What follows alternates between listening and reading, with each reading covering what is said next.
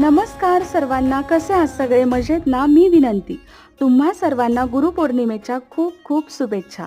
तर आज मी काय बनवते बरं? विषय असा झाला होता की गेल्या आठवड्यात माझे सासू सासरे इकडे आले होते आणि मी त्यावेळी पावभाजी बनवली होती. आता पावभाजी रात्री बनवली होती, सकाळी ती गरम करून मुलांना देणं म्हणजे ते शिळं अन्न खाऊ घालणं.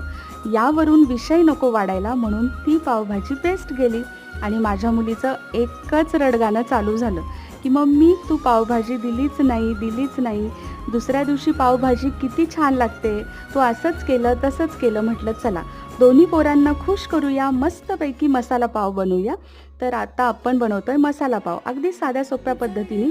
तुम्ही सुद्धा नक्की करून पहा. याचा संपूर्ण व्हिडिओ मी उद्या अपलोड करणार आहे, नक्की बघा आणि या गरमागरम मसाला पाव खायला.